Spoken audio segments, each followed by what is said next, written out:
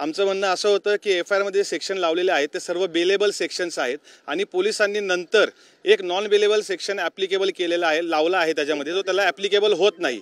त्याच्यानंतर माझा जो रोल आहे, मी फक्त गाडीमध्ये बसलो होतो, गाडीच्या बाहेर काय झालं कसं झालं त्याच्याशी माझा कुठलाही संबंध नाही, मी फक्त गाडीत बसलो होतो एवढंच माझं म्हणणं होतं आणि त्याप्रमाणे मला कुठल्याही प्रकारचे कुठलेही सेक्शन मला ॲप्लिकेबल होत नाहीत असं आमचं आर्ग्युमेंट झालेलं आहे। त्याच्यामध्ये न्यायालयाने काय सेक्शन 65 चं इंटरव्हेन्शन दाखल केलं होतं पोलिसांनी, सेक्शन 65 ते कसं लागू होत नाही, सेक्शन 65 लागू होत नाही ते आम्ही त्याला ॲज पर डेफिनेशन कोर्टाला सांगितलं।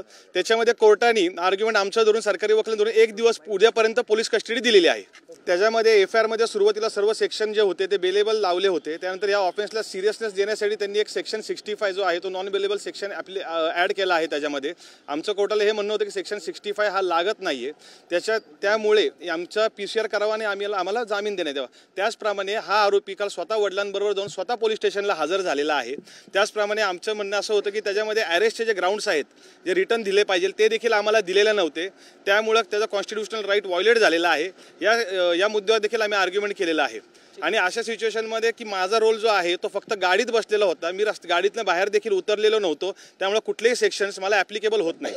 अहुजा नावाच्या आरोपीसाठी मी कोर्टामध्ये रिप्रेझेंट केलेलं आहे। त्याला काल पोलिसांनी त्याला अटक करून आज सकाळी अटक करून कोर्टासमोर आणलं होतं आणि त्याच्यामध्ये त्याच्या कृत्याबद्दल काही बेलेबल सेक्शन्स ॲड केले होते, परंतु एक नॉन बेलेबल सेक्शन्स ॲड केला होता प्रोहिबिशन ॲक्टप्रमाणे, परंतु तो लागू होत नाही हे आम्ही कोर्टाला सांगितलं होतं, कारण त्याच्यामध्ये जो काही सबस्टन्स आहे तो कोर्टासमोर कुठलाही आलेला नाही, परंतु एकूण गुन्ह्याची व्याप्ती बघता कोर्टाने एक दिवसाची PC त्यांना दिलेली आहे उद्यापर्यंत।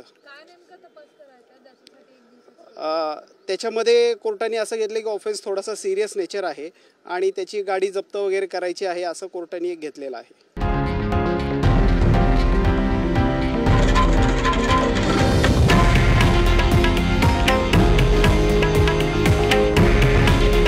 हे आहे देशातील नंबर 1 न्यूज नेटवर्क आणि आपण पाहत आहात TV9 मराठी। काळजी तुमची, हित महाराष्ट्राचं।